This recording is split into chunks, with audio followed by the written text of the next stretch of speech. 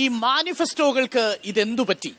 ചിലയിടങ്ങളിൽ സ്ഥാനാർത്ഥി നിർണയം, മറ്റു ചിലയിടങ്ങളിൽ സ്ഥാനാർത്ഥി നിർണയം, ഇനിയും ചിലയിടങ്ങളിൽ സമുദായ സമവാക്യങ്ങൾ. ഈ മാനിഫെസ്റ്റോകൾക്ക് എന്തുപറ്റി? മലയാളികളുടെ വർത്തമാനകാലത്തിന്റെ വർത്തമാനം കേരള സമിറ്റ് വീണ്ടും. പ്രിയ പ്രേക്ഷകർക്ക് സ്വാഗതം. ഭരണത്തിന്റെ ആധാരപത്രമാണ് മാനിഫെസ്റ്റോകൾ. അതൊരു പ്രോമിസറി നോട്ടാണ്. ഞങ്ങൾ അധികാരത്തിൽ വന്നാൽ നിങ്ങൾക്ക് ചെയ്തു തരാൻ സാധ്യതയുള്ള വാഗ്ദാനങ്ങളുടെ ലിസ്റ്റ്. വാഗ്ദാനങ്ങളോ വാക്കുകളോ നമ്മൾ കാണുന്നില്ല ഈ തെരഞ്ഞെടുപ്പിൽ. സ്ഥാനാർത്ഥി നിർണയത്തെക്കുറിച്ചും സമുദായങ്ങളെ പ്രീണിപ്പിക്കുന്നതിനെക്കുറിച്ചുമുള്ള ചർച്ചകൾ എല്ലായിടത്തും സജീവമാണ് താനും. 2016 മെയ് മാസം 16-ാം തീയതിക്കു ശേഷം അധികാരത്തിൽ വരുന്ന കേരള സർക്കാരിൽ നിന്ന് ഞങ്ങൾ പ്രതീക്ഷിക്കുന്നത് എന്താണ്? വിവിധ പാർട്ടികൾ അവരുടെ വാഗ്ദാനങ്ങളായി ഉൾപ്പെടുത്തേണ്ട പ്രധാനപ്പെട്ട നിർദ്ദേശങ്ങൾ എന്തൊക്കെയാണ്? മാധ്യമങ്ങൾ ആ ജോലി ഏറ്റെടുക്കുകയാണ്. മാധ്യമങ്ങളുടെ ഈ സംരംഭത്തിലേക്ക് കേരള സമിറ്റും മീഡിയ വന്നും പങ്കുചേരുകയാണ്. വിവിധ മേഖലകളിലെ പ്രഗത്ഭർ കേരളത്തിലെ അടുത്ത 5 വർഷത്തെ ഭരണത്തിനുതകുന്ന മാനിഫെസ്റ്റോ എന്തായിരിക്കണം എന്ന് സംസാരിക്കുന്നു. ഓരോ മേഖലയിൽ നിന്നും 3 പോയിന്റ് വീതം ക്രോഡീകരിച്ചുകൊണ്ട് 15 പ്രധാനപ്പെട്ട നിർദ്ദേശങ്ങളടങ്ങിയ മാനിഫെസ്റ്റോ കേരള സമിറ്റ് ജനസമക്ഷം അവതരിപ്പിക്കുന്നു. ഈ ബദൽ മാനിഫെസ്റ്റോ ചർച്ചയിൽ പങ്കെടുക്കുന്നത് ഇവരാണ്.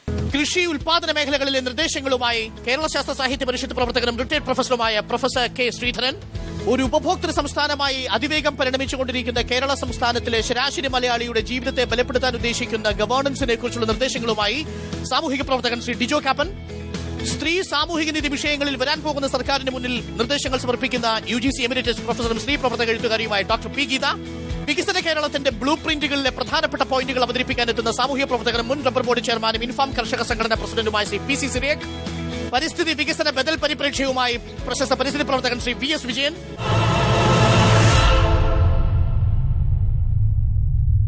ശ്രീ ഡിജോ കാപ്പൻ.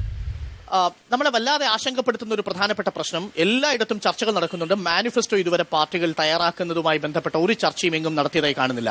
മാനിഫെസ്റ്റോ തെരഞ്ഞെടുപ്പിൽ ഒട്ടും വേണ്ടതായോ? നമുക്ക് വിവാദങ്ങളും ആരോപണങ്ങളും കുറ്റപ്പെടുത്തലുകളും പുകമറ സൃഷ്ടിച്ച് ജനങ്ങളുടെ പിന്തുണ തേടുക എന്നത് മാത്രമാണ് കേരളത്തിലെ ഭരണ പ്രതിപക്ഷ രാഷ്ട്രീയ കക്ഷികളുടെ മുഖ്യ തെരഞ്ഞെടുപ്പ് തന്ത്രം തന്നെ. നമുക്കറിയാം, കേന്ദ്ര ഗവൺമെന്റിലേക്കുള്ള തെരഞ്ഞെടുപ്പ്, കേന്ദ്രം ആര് ഭരിക്കണം? അന്ന് പ്രധാനമായ മത്സരം നടന്നത് ഇന്ത്യയിൽ BJPയും കോൺഗ്രസുമായിരുന്നു. BJP അധികാരത്തിൽ വന്നു.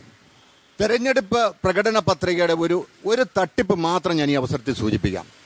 അന്ന് BJP പറഞ്ഞിരുന്നു, ഞാൻ കാർഷിക മേഖലയിൽ നിന്ന് വരുന്ന ആളാണ്, പെട്ടെന്ന് എന്നെ സ്വാധീനിക്കുന്നതാണ്.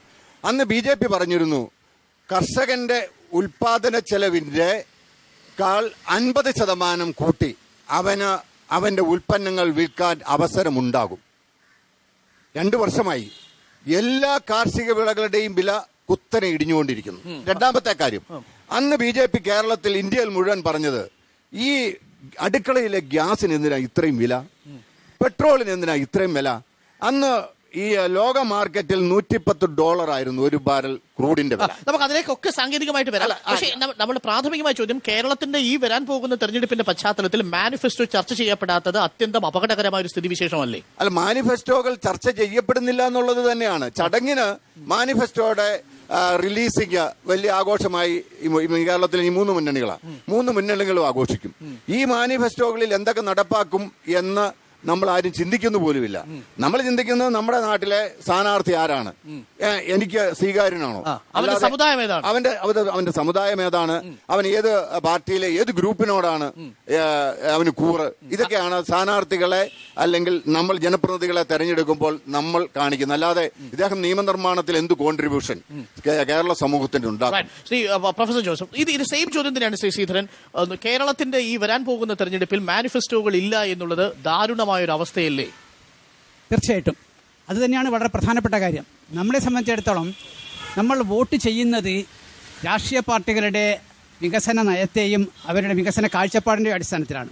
ഈ വികസന നയത്തിൻ്റെയും കാഴ്ചപ്പാടിൻ്റെയും അടിസ്ഥാനത്തിൽ മാനിഫെസ്റ്റോ തയ്യാറാക്കിയ മാനിഫെസ്റ്റോ തയ്യാറാക്കി അത് അവതരിപ്പിച്ച് അതിനുള്ള അംഗീകാരമായിട്ടാണ് തെരഞ്ഞെടുപ്പിനെ കാണേണ്ടത്. നാം ഇപ്പോഴിവിടെ കാണുന്നത്, സാർ ഇവിടെ സൂചിപ്പിച്ചതുപോലെ, നമ്മുടെ ജനാധിപത്യത്തിന് തന്നെ ഒരു അപകടകരമായ ഒരു സ്ഥിതിവിശേഷമാണുള്ളത്. ഇവിടെ പരിഗണിക്കുന്നത് വികസന നയമോ വികസന കാഴ്ചപ്പാടോ എഴുതി തയ്യാറാക്കിയ മാനിഫെസ്റ്റോ അല്ല.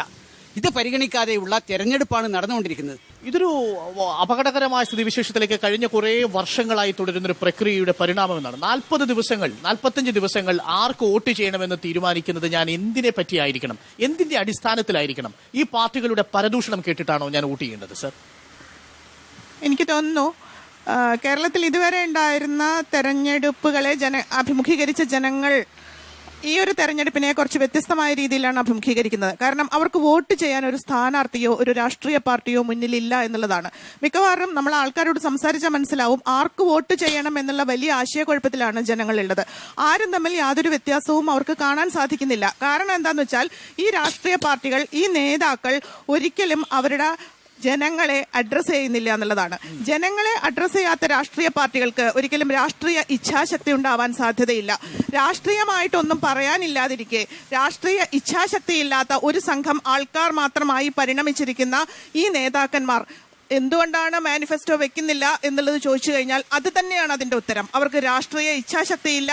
അവർ ജനാധിപത്യം എന്ന് ഒരുപാട് തവണ ഉരുവിടുമെങ്കിലും അവർ ജനങ്ങളെ അഡ്രസ് ചെയ്യുന്നില്ല. അവർക്ക് ജനങ്ങളിൽ നിന്നൊന്നും കിട്ടാനില്ല. അവർക്ക് അവരുടെ അധികാരം നിലനിർത്തുകയും അവരുടെ കീശ വീർപ്പിക്കുകയും അല്ലാതെ മറ്റു യാതൊന്നിലും താല്പര്യമില്ലാതായി തീർന്നിരിക്കുന്ന അത്യന്തം ദയനീയമായിട്ടുള്ള ഒരു സാഹചര്യത്തിലൂടെയാണ് കേരളം കടന്നുപോയിക്കൊണ്ടിരിക്കുന്നത് എന്നാണ് എനിക്ക് തോന്നുന്നത്. നോക്കൂ, ഏകദേശം 1.5 ലക്ഷം കോടി രൂപയുടെ കടക്കണിയിലേക്കാണ് വരാൻ പോകുന്ന സർക്കാർ ചെന്ന് കയറാൻ പോകുന്നത്. ഇത്രയും അതിഭീമമായ ഒരു കടക്കണിയുള്ള ഒരു സംസ്ഥാനത്തിലേക്ക്, ഉപഭോക്തൃ വില സൂചികയിൽ ദേശീയ ശരാശരിയെ തോൽപ്പിക്കുന്ന ഒരു സംസ്ഥാനത്തിലേക്ക് കേരളം നടന്നു കയറുമ്പോൾ എനിക്ക് ആശങ്കയുണ്ട്, അടുത്ത 5 വർഷത്തെ ഒരു മലയാളി എന്ന നിലയിൽ കേരളത്തിലുള്ള എന്റെ ജീവിതം എങ്ങനെ ഭദ്രമായിരിക്കുമെന്ന്. ഇത് ഓരോ വോട്ടർമാർക്കും, ഇത് കാണുന്ന പ്രേക്ഷകർക്കും ഒരുപക്ഷെ ഉണ്ടാവാൻ സാധ്യതയുണ്ട്.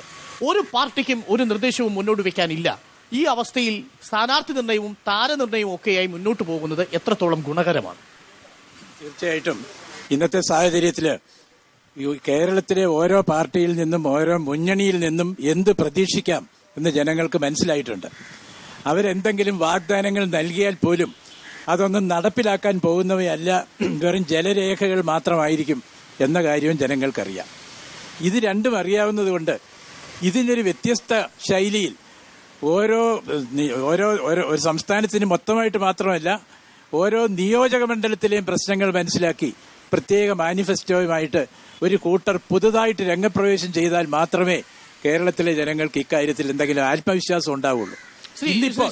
ആർക്ക് വോട്ട് ചെയ്താലും വ്യത്യാസമില്ലെന്നുള്ളൊരു മട്ടി മുമ്പോട്ട് പോകുന്നു. ഇതൊരു ഇലക്ട്രൽ ജനാധിപത്യത്തിന്റെ ബ്ലൂ പ്രിന്റ് ആണ്, അല്ലെങ്കിൽ ഒരു ആധാരശിലയാണ് യഥാർത്ഥത്തിൽ മാനിഫെസ്റ്റോ. ജനങ്ങൾക്ക് നിങ്ങൾ കൊടുക്കുന്ന വാഗ്ദാനങ്ങളാണ്. വാഗ്ദാനങ്ങൾ പോലും ഇല്ലാത്ത ഒരു അവസ്ഥയിലാണ് നിൽക്കുന്നത്. 45 ദിവസത്തിനുള്ളിൽ എനിക്ക് തീരുമാനിക്കണം ഞാൻ ആർക്ക് വോട്ട് ചെയ്യണമെന്ന്. ഞാൻ എന്താണ് ചെയ്യേണ്ടത്? ഞാൻ ഈ പറയുന്ന അഴിമതിയുടെ നിറം പിടിപ്പിച്ച കഥകൾ കാണണോ? പലതും കോടതി കുറ്റവിമുക്തമാക്കിയ കേസുകളാണ്.